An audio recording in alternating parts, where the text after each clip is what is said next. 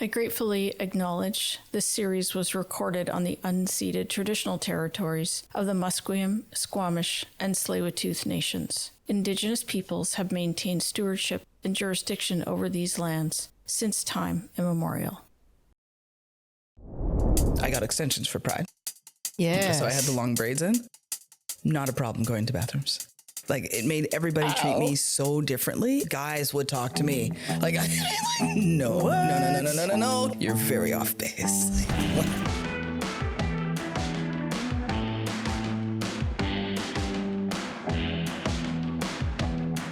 Welcome to Mr. Gendered, the show where we swap labels for lived experience and get curious about life beyond the binary. Today we meet Fiona Macdougall, a frontline healthcare worker at St. Paul's in Vancouver for 35 years, video game player, musician, and DJ who goes by DJ Slade. Let's join the conversation. Let's dig in. If you could start out by giving us a little snapshot of who you are today, like what's important things about you, culture, name, age. Age is good, if you will, because I think it's the context of when and where we grew up. Any of the things, pronouns, identity, all that stuff. Just a snapshot, and then we'll dig into how you got to here. Sure. 53 years old. First generation of West Indian parents. My parents are both from St. Kitts in the British Virgin Islands, which really formed a lot of what I was as a child, but not now as an adult. But fairly strict parenting, very much in the church.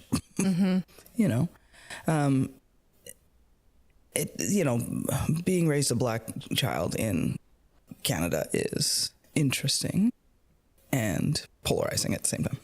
Yeah. But, here I am now. Now I know who I am, so. Right. And are you gay? I'm so gay. Okay. Well, I'm gay for my wife. But actually, yes, quite. Can't get away from it. Okay. And so do you go by anything? Are you queer, lesbian, gay? Like, I mean, you don't have to be any of it. I would say I would claim lesbian, but it is because of being 53. When I was a kid, that word was icky a little bit. But I just tell people I'm gay. It's easier, I mean, I don't really fit into too many boxes anymore, but definitely gay. Your own darn box. Thank you. You know it. If I fits, I sits. Okay, well, you're gay. You can stay. No, just kidding. Thank you. Right. Okay. So, yeah, let's go back a bit and just talk about, it's interesting kind of, I know from chatting to you, it's like being this age, there's a certain level of being like, I am who I am, and you don't give too many you-know-whats. Yep. But let's talk about, kind of not phases, but sort of like the phases of life that you've been through that kind of, when you first came out, what was that like? How did you get from being that kid in a super strict religious place to being a big old gay? Rebellion. But being a kid was weird because I have always been attracted to the fairer sex, as they say. So right away. Always. That you always, all you can remember. Oh, yeah. You play the game, though, because you have to. I remember, maybe grade 2, I gave an anonymous Valentine to a girl in my class. And the reaction to it, luckily it was anonymous. The reaction to it was like, what if it's a girl? Oh my God, that's so gross. So under the radar, fly under the radar for a long time. Yeah. I mean, I was a very equal opportunity kind of teenager. So, I had boyfriends, but I also had clandestine girlfriends. And then, the late teens, then you really got to play the game. A long hair, stilettos, mini skirts, which is crazy to me thinking about it now. Whoa. Okay, whoa. Do you have any pictures of that? Or have you burnt them all? I have one set of pictures from my prom, or grad as we say, with my long hair and my gloves up to here and my dress that I designed. Yeah, that was, just hang my head in shame sometimes. But do you remember how you, like, if you think back, do you remember how you felt at the time? Were you like, oh my God, or not even kind of aware that you were compromising? Oh, I was aware. I was very aware. That at that point, it felt like cosplay. Earlier, like my mother would try her best to make me wear skirts and dresses, and that was uck. You know, it was just horrible. You know, if I could, I would wreck them. Like, you know, just like she'd give me dolls, I'd tear the hair out and throw it down the stairs. And, yeah, oh, it's broken now. Yeah, I was just like, oh, sorry, can't play with that. But like, you know, prom and going to clubs and whatnot when I was like 18, 19, 17, you have to dress the part, you know, in the midwinter, you know, like the mini skirts and the stilettos. I mean, it was easy. You got things you wanted, you know, like I got all the drinks I wanted. I got, you know, and then, I don't really remember a coming out, just a shift. I did tell my mother in a letter. That was the beginning of our downfall, her and I. Did not tell my grandmother. But my grandmother really rode with it. She was like, who's that girl that keeps coming with you? And I'm like, it's a friend of mine. It's fine. But I never really came out. And then in my 20s, I was done. I was just like, I'm just going to be gay like I am. Right. And it was fine. You know, it wasn't difficult. Shaved my head, you know, didn't grow it back until like last year. Or this year, actually, in fact. But yeah. And was there like a shift then in like shaving the head? Was like no more stilettos, no more, like, was there a change in a little bit of the clothing? Like wearing comfortable clothes. It was amazing. You know, like I love wearing like masculine clothes. I mean, I don't even know what that means, but you know, well, like for instance, like, but also these are just clothes, you know, I just like, okay. But yeah. So also men's clothes actually last longer. They're made better. So, right. But yeah, this was so much more comfortable, like in myself and, you know, you know, so, yeah. And were there ever, you know, were you influenced by media, or did you ever see yourself, or was there anything that kind of helped you kind of come to that place? Either people in your life or, you know, like I said, things in media or films or PE teachers. I don't know. PE teachers. Why are they always gay? That's so funny. No, not really media. It was sort of getting out into the world. You know, like I worked at St. Paul's. Like I've worked at St. Paul's since 1990. So it was being at St. Paul's, going to the Fountainhead, making friends that were like me, you know, and you just knew to go there because actually I had been walking by and I was like, what? And I went in there on my lunch break and I was like, this is kind of interesting, and started going there more often. And then it became my local. I was there like 4 out of however many days, you know, I made friends from the pub, met my wife in that pub. Weirdly. Really? Yeah. I did not know this. But we were friends for a long time first. So yeah. She was with somebody else. I was with somebody else when we met. But yeah, we met there. We'd go there and play, like, me and my friends would go there and play pool all the time and just be like, you know, rapscallions, you know. So, and it just, I think that my coming out was a little bit not unusual, but different than other people's, is that I just decided that this is what I'm going to do and everybody's going to get used to it, you know, like, and so this is how I dressed, you know, I just talk about my girlfriends at work, you know, nobody blinked an eye, you know. Well, good for you. Yeah. Lucky, super lucky. But well, also it takes the courage too to do it and be okay with it. You know, not everybody can do that. True. But also it's a weird manipulation of gender. I mean, sorry, of race too, because nobody will say anything to me because you know, it's a terrible thing, but it's true. Whatever, work it. And I'm just like, here I am. Yeah. What do you want to say about it? You know? And everybody actually has been always quite accepting, you know?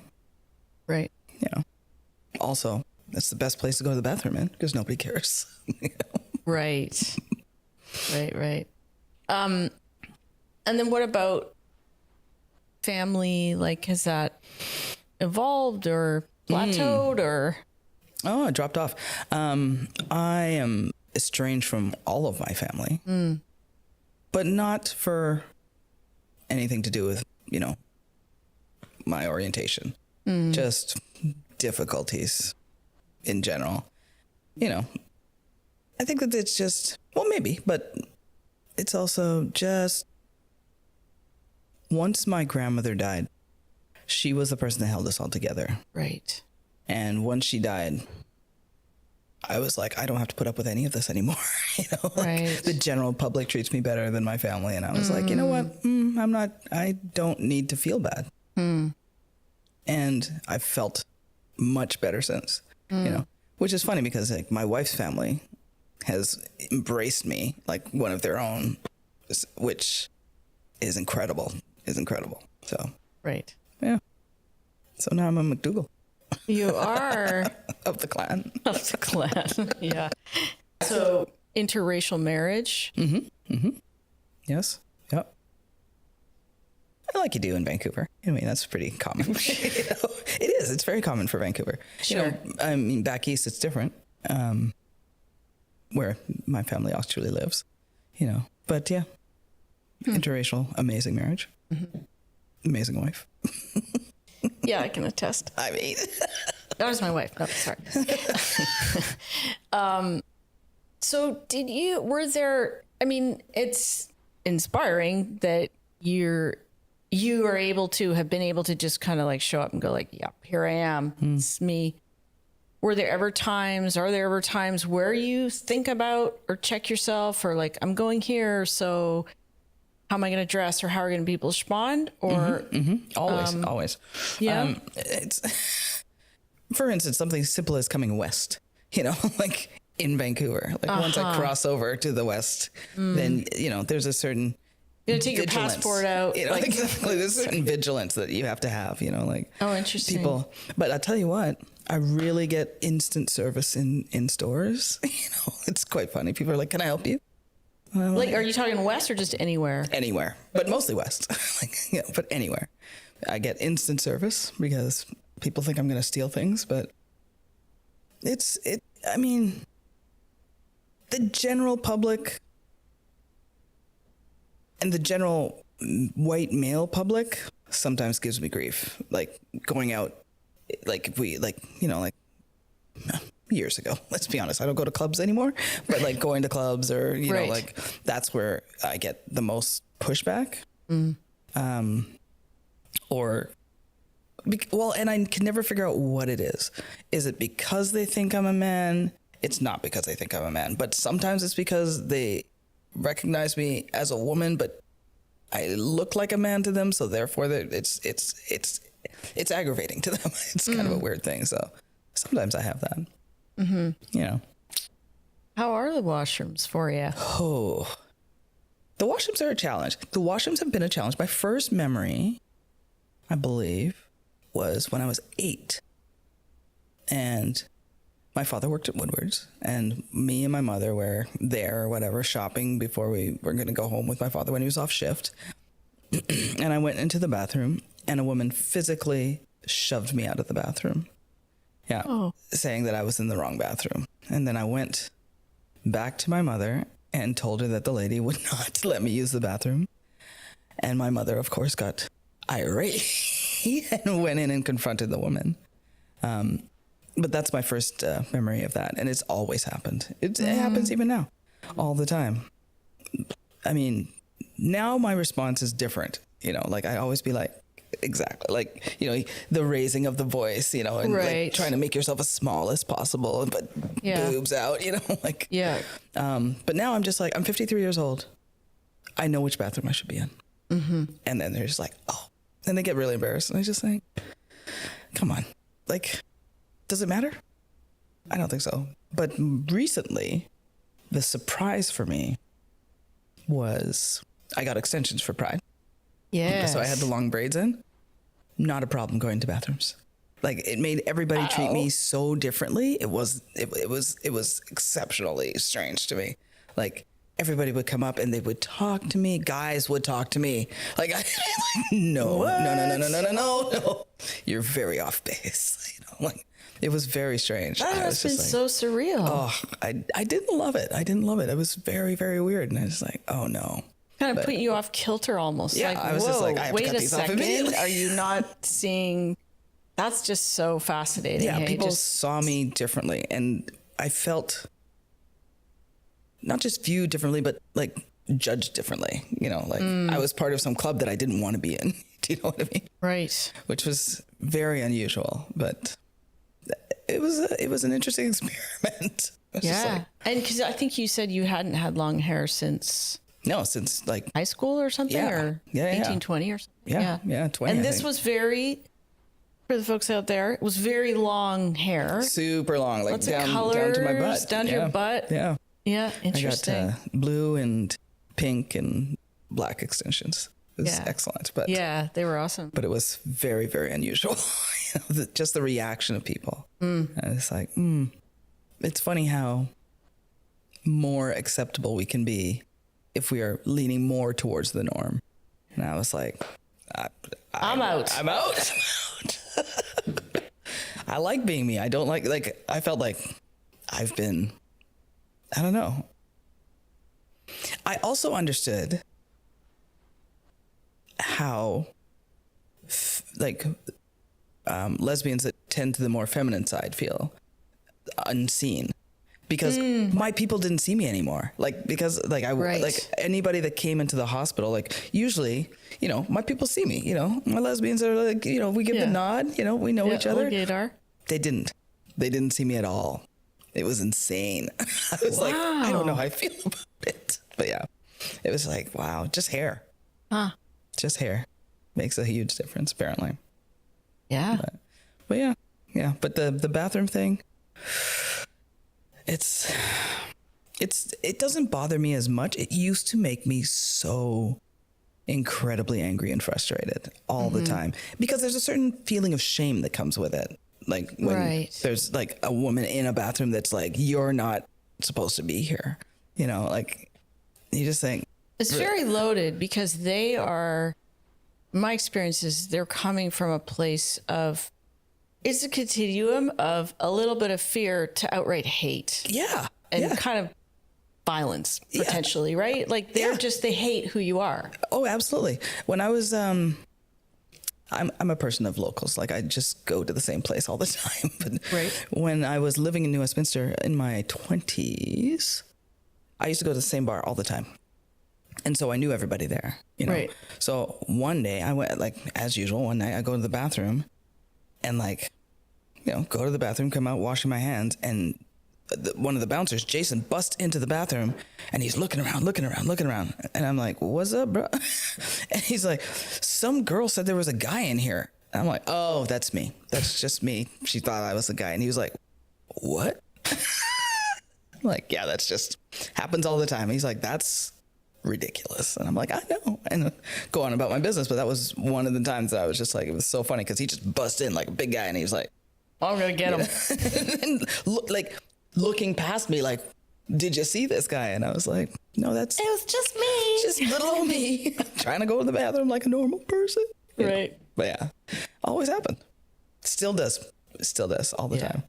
And like the funny thing is that getting with Jocelyn, like we've been together for 14 years now. Well, we've been married for 14. She would always, like from the get, she'd be like, I'm like, I have to go to the bathroom. She'd be like, let's go.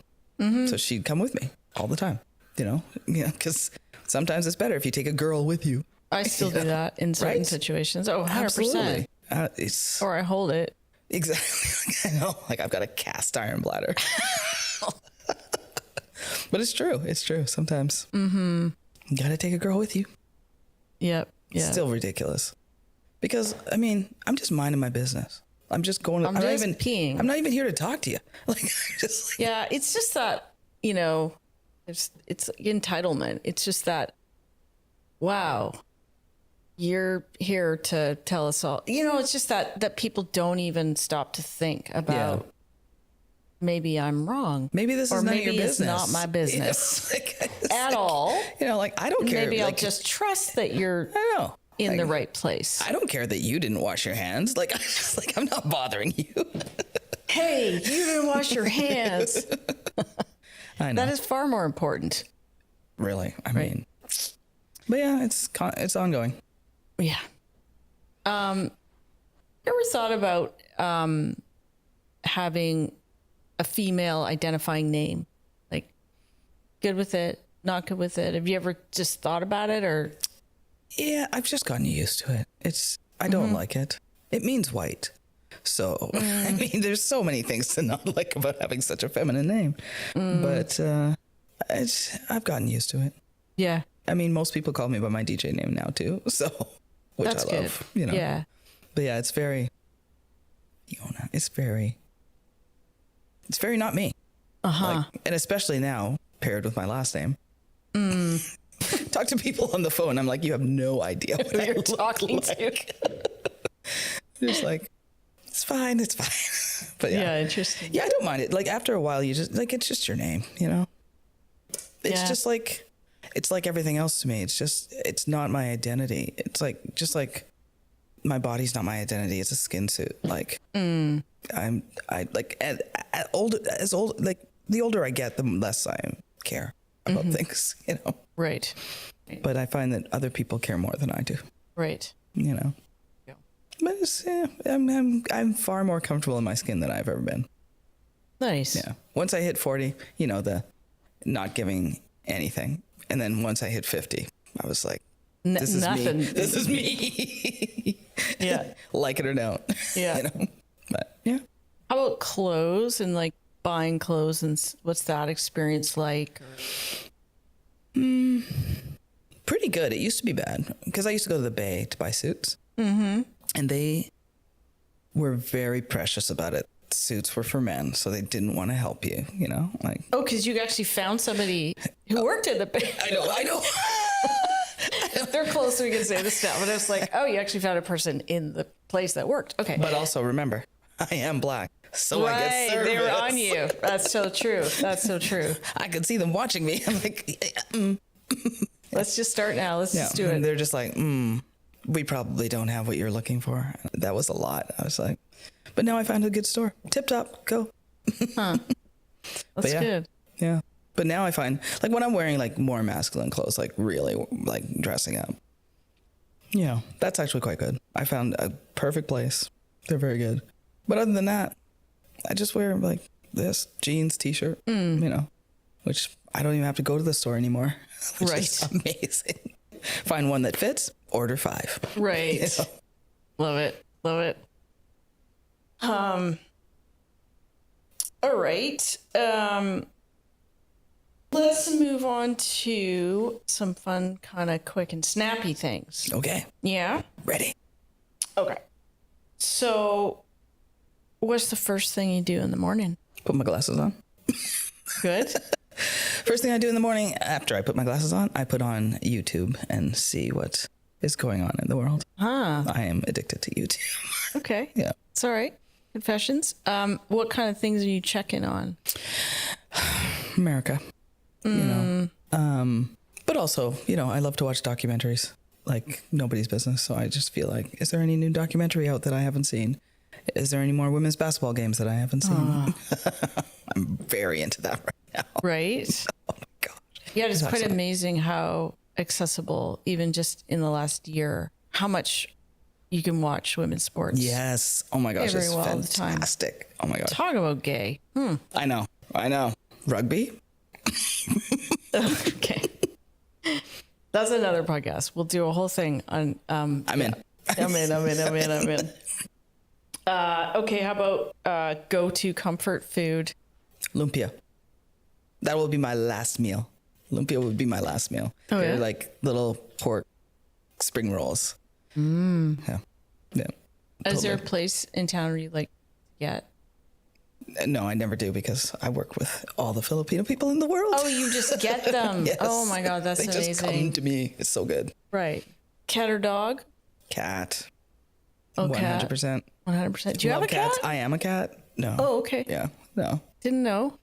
Those are your cannot. pronouns? Cat? Yes, exactly. Your pronouns are... You may pet me with your eyes. Only twice. Are you a go to a big old pride parade or go to a quiet beach? Are these my only choices? No, you can just... Because I probably would not leave the house to begin with. No, that's perfect. Yeah, I'd rather be at home and read. Be at home. Okay. Nice. Yeah, it's I can do the Pride Parade, the big party things, right. but very, very sparingly. Yeah, fair. Yeah. City or forest? Forest. Unless it's Barcelona. Then- Okay. I love how you went there. Yeah, that's good. Yeah. Barcelona, is that your fave city? Second favorite.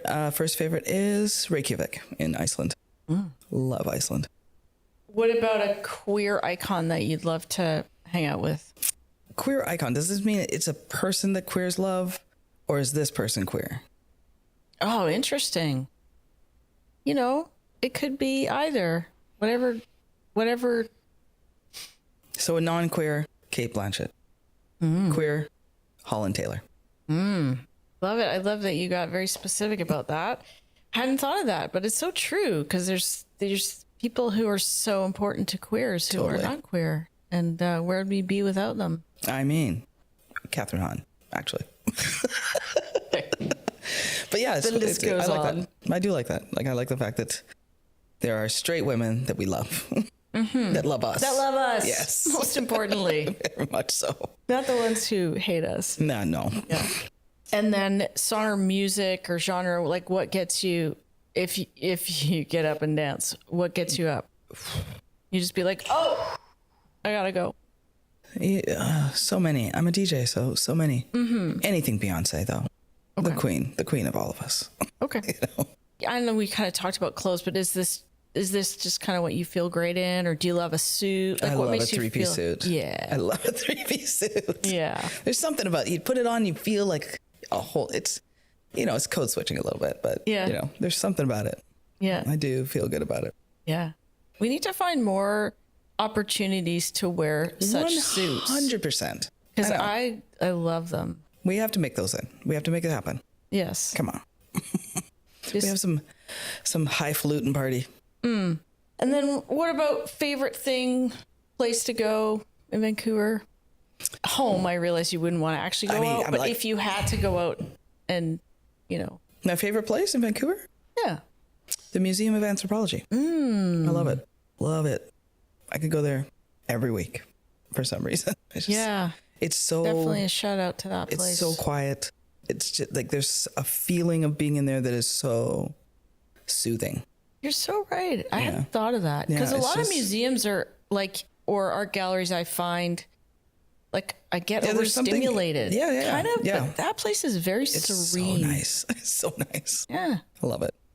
I love it. I always have. Because, as a kid, we'd go there for Field trips? field trips. Yeah. Love it. Representation. Think about all that we've talked about and what does it mean to you? What is representation? Why is it important? Is it important? What does it mean? What does it look like? Representation to me as a gay woman, like that wasn't as important to me. It was more about being represented as Black and not being the first person to die. Like Sure. that's the thing. Sure. Now later on, it's nice to actually have like so many shows, Artists, singers. Yes. everywhere. Like, it's fantastic. And I love that for the younger people. I love that for the come ups, because it probably would have made a huge difference because it's everywhere. I think it's easier for kids to come out now because their parents are already familiar with this. Like, I mean, let's be honest, it's always going to be difficult for some parts of the, parts of our society. But, like, I think that there's something to be said for cis het people to see us being represented also, like, in which we are not being shown as, the throwaway character that's going to die, or, like, that they can see psychotic, like, we are people, and we are normal people that have lived normal lives, and very talented. Like, I just think, and can be represented as people that, because everybody, it's important to doctors, lawyers, blah, blah, blah, blah. But, you can see them. And I think that for kids and for their parents and for everybody, it's important, I think. But I think that representation is important in anything. I think that it's important for, young girls to know that they can actually grow up and be scientists. I think, like, in everything, representation is important for everyone. Yeah. Like, I also think, let them be together. Like, I grew up on Xena. Like, come on. Let them be together for crying out loud. The heart breaks, right? The heart breaks. Yeah. It's interesting because, speaking of YouTube, I know I've gone some real rabbit holes with. There's a lot of people who do these kind of compilations of TV shows, but they only take the best parts. Yeah. Like, they leave out then she got killed, then she got sick, then they broke up, then and so you can kind of like watch it and just think nothing bad ever happened, and it's kind of a good way to consume it for me. Also, fan fiction. Fan fiction is excellent for that, because people take the characters and they have them together and happily ever after, right? And I think and also fan fiction has been amazing because I think people, like, these are regular people and they write like a dream. So I edit fan fiction. So do you? Yeah, for some people, yeah. Hey, hidden talent there. Okay, so what would you say to that younger self of yours, or to a young person out there who's looking at you right now saying, oh man, I can. You can. Everything will be all right. Find your family. Find your family, because that's what's going to get you through. So like, true. Being chosen family. Chosen family. Yes, absolutely. Like, it's everything. It's everything. I think community is everything. Being able to connect is everything. And be yourself. And be yourself. Feel comfortable. It'll be all right.